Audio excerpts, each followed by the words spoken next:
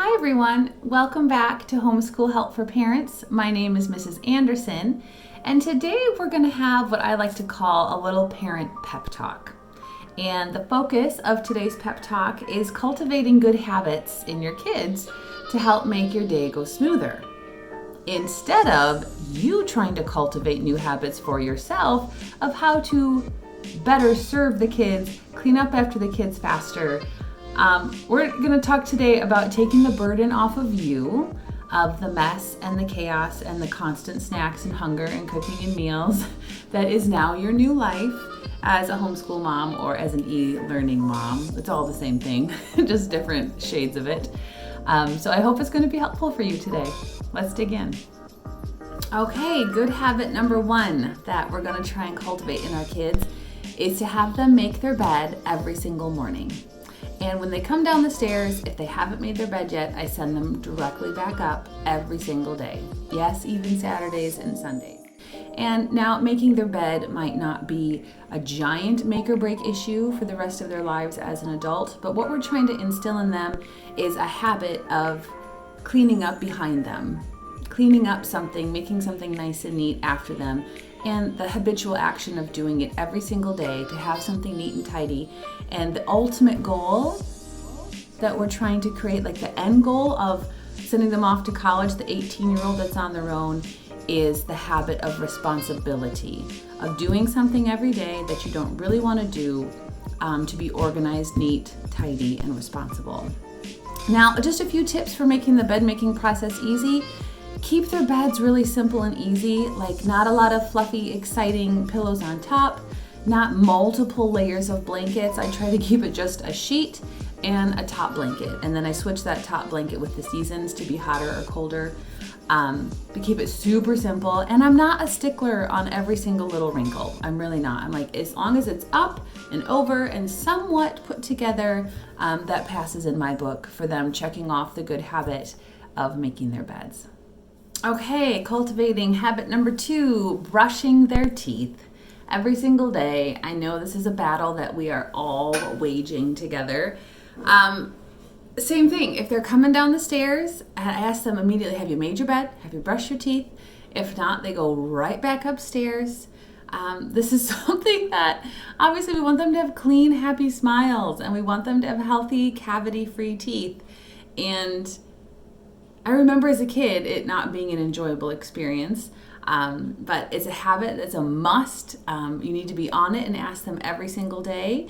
And I have a few little tips just to make the toothbrushing experience a little bit better. For each of the different habits that I'm trying to instill in the kids, I try to make it as easy as possible on them and me. So the first thing I did with the toothbrush situation is that they were always complaining about a certain kind of toothpaste. So we experimented, we bought a couple different things, we did throw away a couple different flavors that were awful, but we ended up finding a flavor of toothpaste for each kid that they really, really like. I don't even remember what this one is. I think they'll know. They took the label off.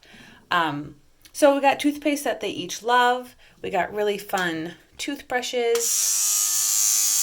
that have motors that click on and off, that kind of does half the work for them. So those are just little things that help instill that habit and make it not such a chore. Okay, habit number 3, fresh clothes. Now, sometimes, like my oldest son, he tries to just sleep in his clothes that he wore the day before and wake up and come down in the same thing. I don't know if you have one of those. Or they just want to come down in their jammies and, let's just start school in our jammies. And I nipped that in the bud years ago. So in addition to make your bed, brush your teeth, fresh clothes. And fresh clothes means fresh socks, fresh underwear, and nothing stained or dirty, like totally fresh each day. Again, basic habit does not need to be explained. And in order to help that habit, I keep their laundry situation super easy so they can take things out, put them away in the most simple way possible. To make things easy to get dressed in the morning, all 3 kids, this is how I do their clothes. We don't fold it. There is one drawer of tops. There is one drawer of bottoms. And the clean clothes just go right in. They get tossed right in. and easy for them to find and easy for them to put away. There's also just one bin here for pajamas, summer pajamas, winter pajamas, all in one place, just in a bin, never folded. Toss them in when you're all done getting dressed. And then bins down here we have always, just to keep it easy, we have tights, and then we have underwear and socks, just bins to keep it really simple. And this is my 5-year-old's room. So easy, and she knows where everything is. Easy for her to get dressed all by herself in the morning. Now, does this mean their whole room is beautifully in order? No, it does not. That is kind of an impossible feat day to day.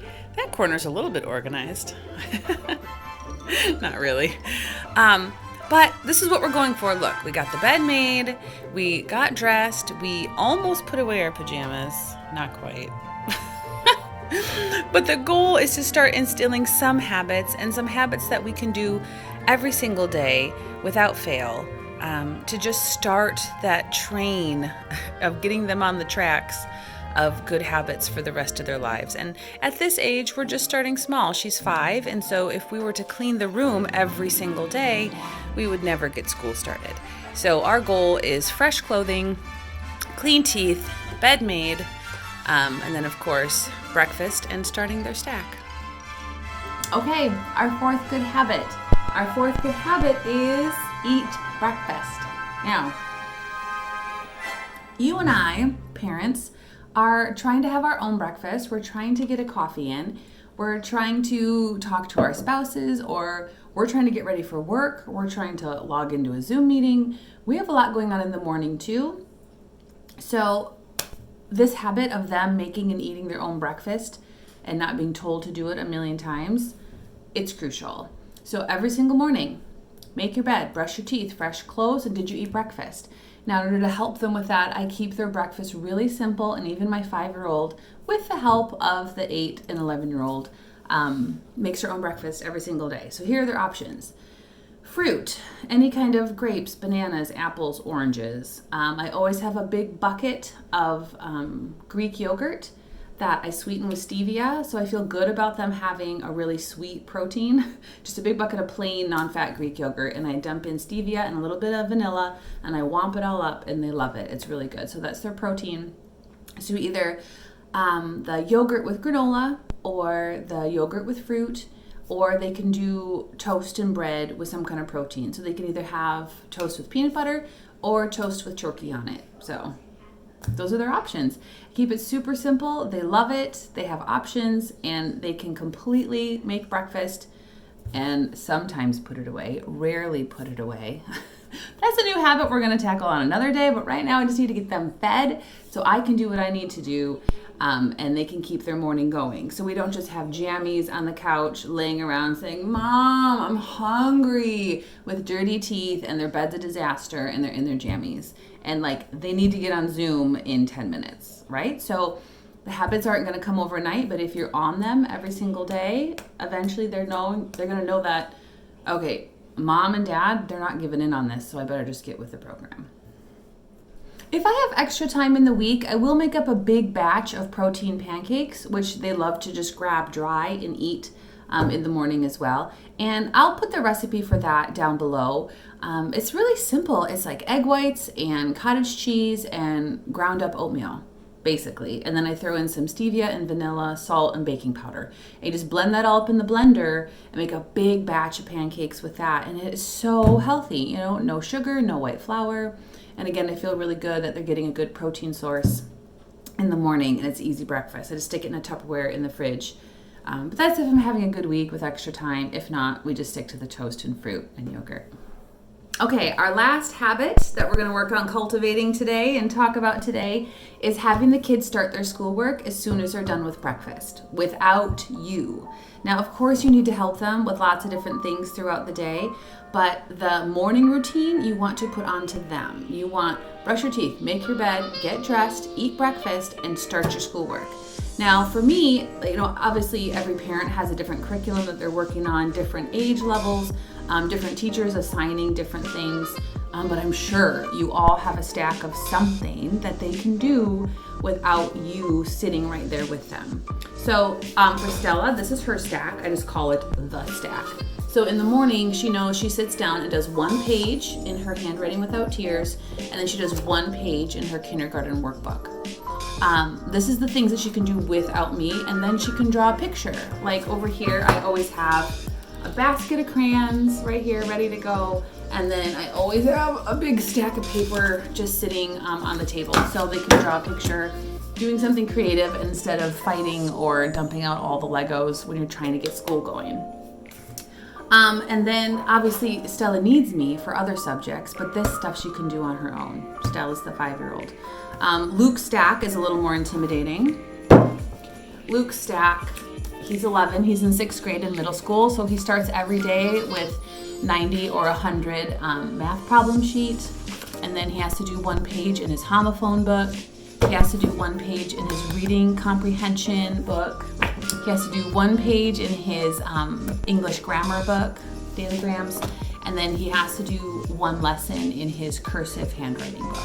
So, I mean, that's a lot for him to get going through, and he does all that without me. So he knows right after breakfast to get going on that. All right, and then Sophia, my 7-year-old, she has her copybook that she works on. She has her cursive lesson that she does, and she writes it in here. And then she also has reading comprehension that she works on. And then she gets a math sheet as well of 25 problems. I have one over here stuck on the door. And she does a sheet of 25 every single morning. So that works on their math facts. They don't need me for those things. These are not new concepts.